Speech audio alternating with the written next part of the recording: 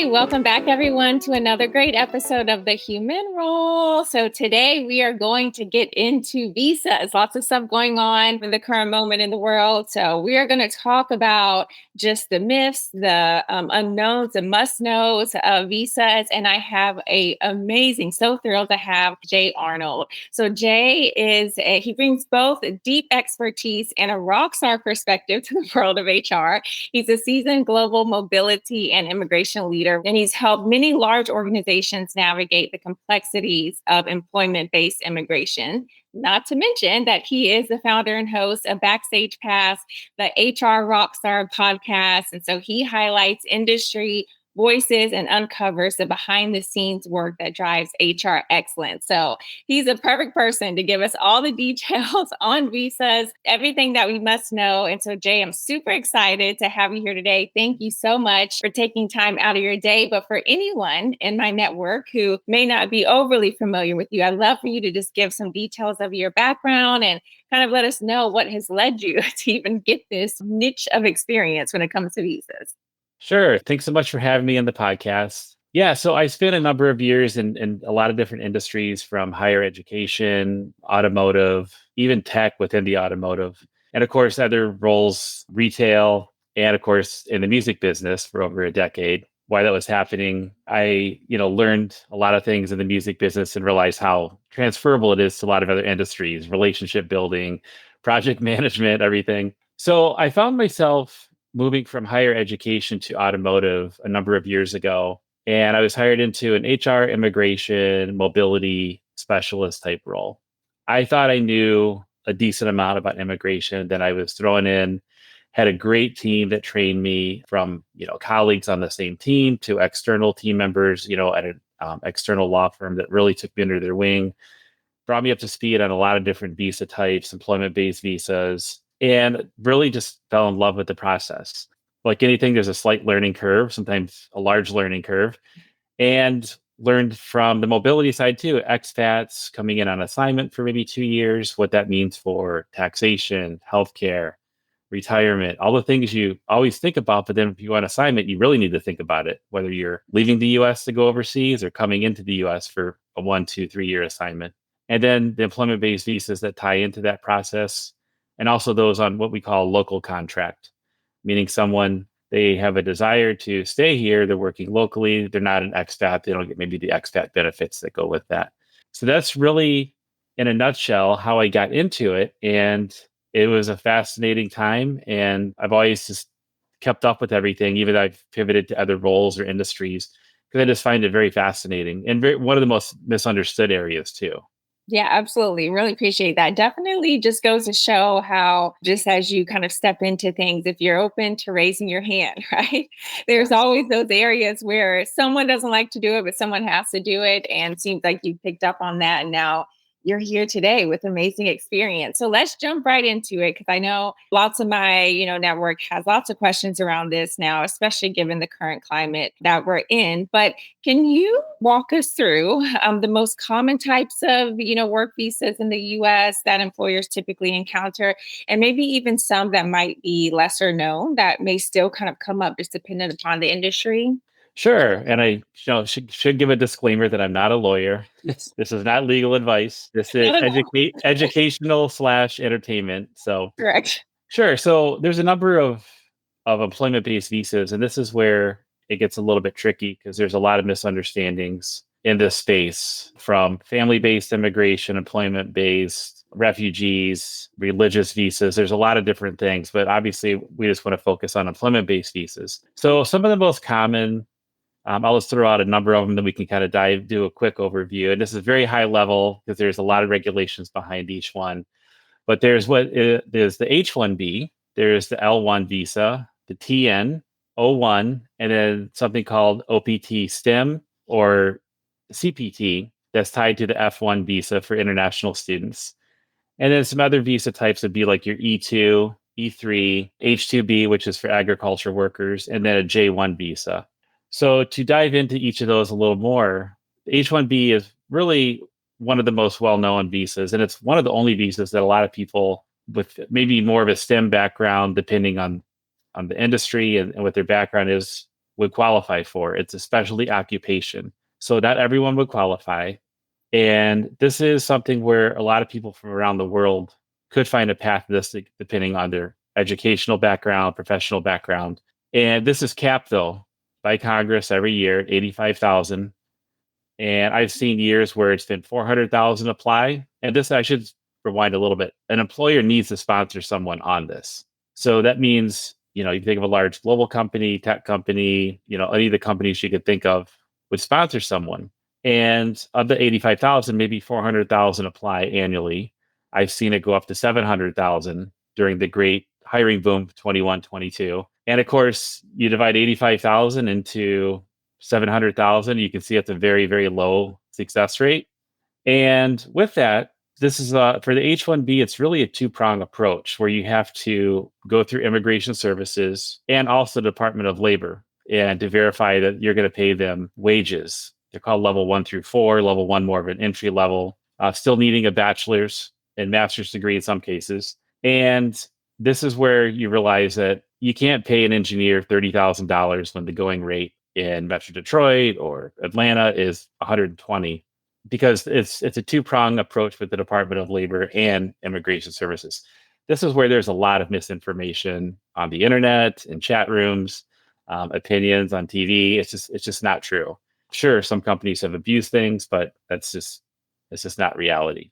And if they get caught, there's a number of fines and everything. Yeah, but this is really, think of your engineers, developers, analysts, and again, it's this employer-sponsored visa.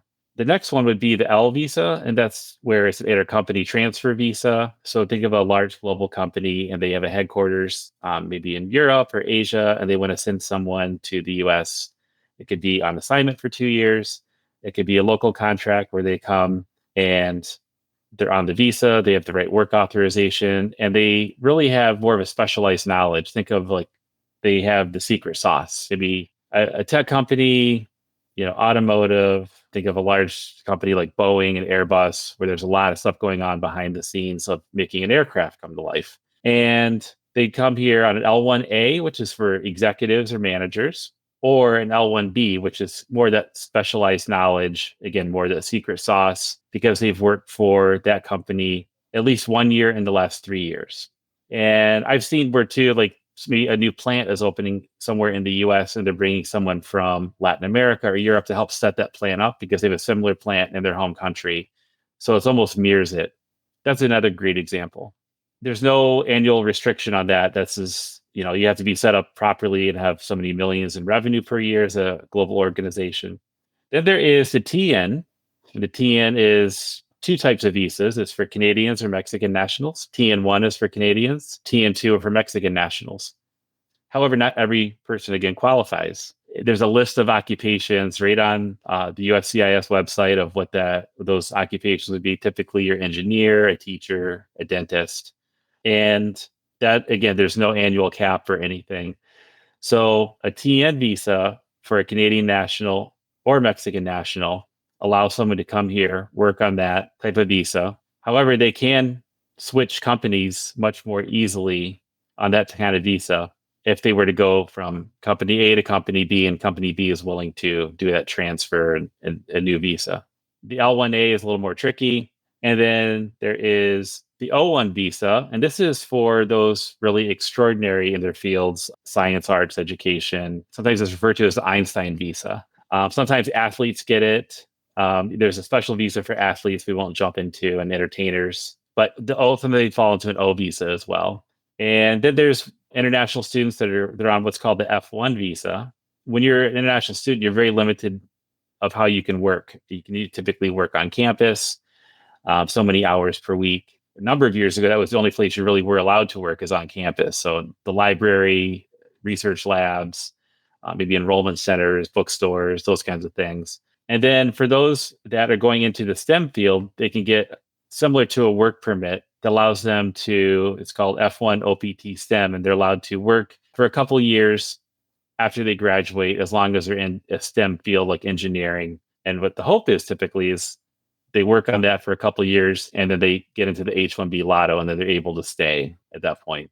So that's it in a nutshell. I should share the E3 is also for citizens of Australia as well. Lots of good information. I feel like I just learned something also in those last couple of minutes. Very Yeah, a interesting. lot to digest. I know. Yes, it's different areas. I did not know that there was essentially a cap on it, right? But understandable. You can't let everyone in. I'm sure there's a heavy approval process and requirements as well. So I guess in some ways it's good to know that that's being monitored. But yeah, but lots of good stuff, guys. And also now I wanted to kind of get into the myths of things because we know that, with the headliners and clickbait nowadays, lots of things are just being said, and it's very hard to like distinguish between what's accurate, what's not.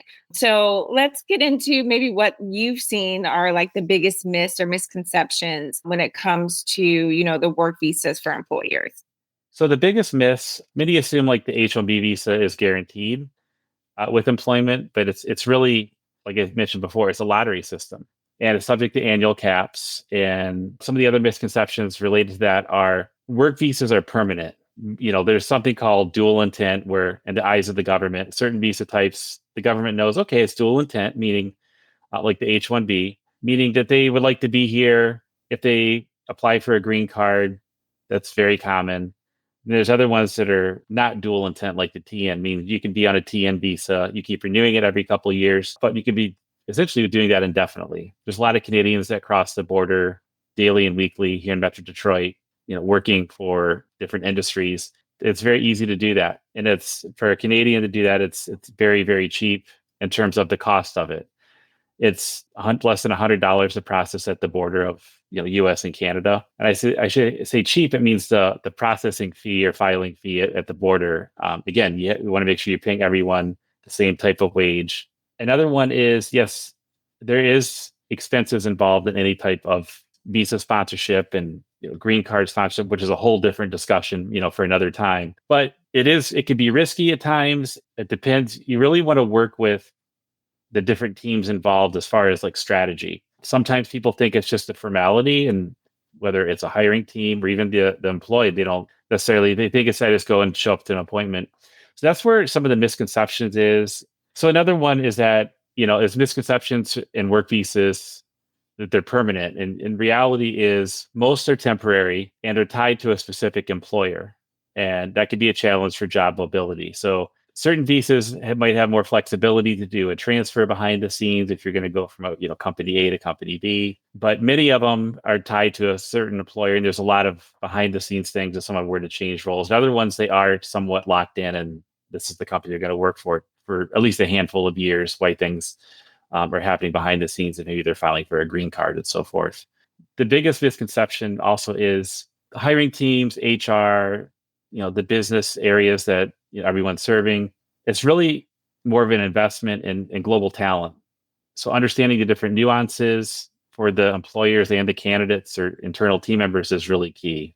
Speaking of that, like speaking of from like the HR side too, let's get into like what you've seen are like the top mistakes, right? That HR teams make when they're dealing with visa related hiring, onboarding, all that good stuff. Because I think you're also kind of alluding to that or getting into that, right? Like we need the proper teams in place, but I feel like this is an area where not a lot of people have spent a lot of time, in doing unless you get something probably you get this hire probably dropped on your desk and then you have to kind of rush to put something together. You may not even understand it. They may have a language barrier, so they may not know, certain things. So, what are like the top mistakes that you've seen, HR people make, and then what are ways that they can hopefully like avoid that in the future? One of the biggest I've seen in my experience is really starting the process too late. Visa applications, there are very strict deadlines, government processing delays like the H-1B lotto. The H-1B lotto, it happens every year at a very specific time in March through April. Then there's waiting for the results and throughout the year, June, July. That's just one visa types, the H-1B. Then, there's other types. So in dealing with internal teams from TA, HR teams, HR managers, business unit leaders, and working with hiring teams that might be high volume, and they know they did an L1 visa a year ago, so this should be the same process. It's very different. It depends on a lot of factors, depends on the role, depends on the candidate's experience. So assuming that all the visas are the same, that's also another big issue. In that process, not communicating clearly with candidates, and I should say candidates, these could be internal candidates or external, just depending. So, working with someone at a location in Europe or Asia that applied for a role that is open to visa sponsorship. And then really looking at post-hire needs. That's where I think sometimes people forget that visa holders may need support. Like, are there certain travel restrictions? They come and, they're working, but they might not be able to go home for whatever reason for a year. Dependent visas is our family coming with them, spouse, kids, and that lack of support can be problems down the road. So I look at it really as more as a strategic function, not just a transactional one. And that's one thing I really enjoyed when I was in that position. I was able to talk to the candidates through email. We get on a call at times, understand what's going on, have realistic timelines. This is all pre-COVID. COVID uplifted everything. So I should say this is all pre-COVID. And working with the embassies, because if someone's overseas, they go to the embassy for an appointment. Some embassies, it's a 6-month wait to get an appointment. So it depends, again, which country someone's from. It can be very easy to get an appointment in Tokyo and a 6 to 9 month wait in Brazil or India, Mexico City. There's just a number of things. And you can see all the appointment times right online. So it is fun to look up how long times are taking and everything, and really strategizing with the business to kind of understand when that's going to happen. Timing is always an issue, right? So you've been hearing the certain months of stuff, but we all know in the HR seat, in our defense, HR people out there, we know that sometimes a CEO, CFO wants someone, CIO, they drop it on your desk and you just have to kind of like try to make it do. But having this firsthand knowledge of, timelines to better educate even them on certain things will go a long way. And then not being so transactional. I love that as well, right? Because if we take the human aspect, no pun intended, the human role, right? We need to literally make sure we are thinking about our people, following up with them, making them feel comfortable, because it has to be scary and nerve wracking, not only to be traveling, but if they're leaving their family or bringing their family, into the US, adding in, maybe one more call, one more check-in monthly or quarterly, I think will definitely go a long way. So that leads me, and I want to kind of pick your brain, Jay, if you can kind of share any type of success stories where that has worked in your favor, as you've been, supporting the immigration side of things, and how that has maybe paid off, not only for the employee, but also the company. I have a lot of experience, like on the L1 visa. Again, that's a what you call an intercompany transfer. So someone already working for the organization, but abroad. They could be working in England, France, Germany, Japan, Brazil, Mexico. It's an L1A, so it could be an executive or managerial type position, or an L1B, which is that specialized knowledge, secret sauce. And they're coming to, again, help maybe get a plant set up. We're instrumental in helping that plant get set up in another country like Mexico, Brazil, Ecuador. Through investment, the company's opening that same type of plant somewhere in the United States. Well, there's no reason to reinvent the wheel. We already know what's working in one location, and you open that same plant in a location within the US to local codes and obviously regulations, of course. But as far as getting the process, so and working with, hiring teams, the candidate, understanding what kind of documentation to prepare for. The L1A is a very, very detailed visa. Again, you have to work for the company at least 1 year within the last 3. But there's a lot of paperwork involved. I've seen it be well over 100 pages of documentation to, work with your manager in your current location, work with your new manager somewhere in the US, work with the HR immigration team, and the legal team, whether it's internal or external.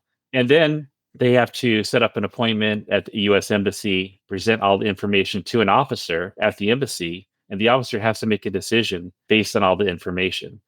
So seeing that process be successful, everything's organized. And then even when an officer says, I love doing cases that are like this because they're always put together, very well done. The person gets their visa approved. And within 6 weeks, they're going through the onboarding process within the US. They've relocated, their families with them. And then they even in their office and they ask, like, hey, is Jay here? I'd like to say hello.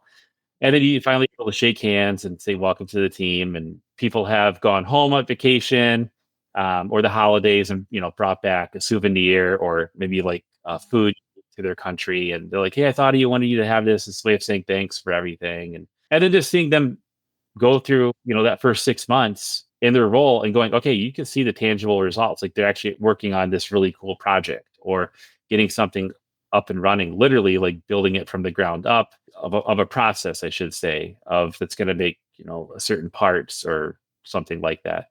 So that's where I've seen a lot of success, come in, and it's been very rewarding to be part of that, even a small part or a big part, maybe depending who you ask. So Yeah, all good stuff. I would say just knowing that like they thought of you, right? When they went back home yeah, and brought something just shows that that's their thank you. And I think maybe they weren't able to say it every single day, but I'm sure getting some insight from you, being able to shake your hand, knowing that they had you there for questions and you didn't make them feel like that they were, bothering you in any way has gone like a really long way. So yes, people make sure we are still keeping up with the human aspect of things. They're learning. I mean, imagine if we were going to another country, I couldn't have, that would be just frightening to me. So yes, I'm right. sure they feel the same. Yeah.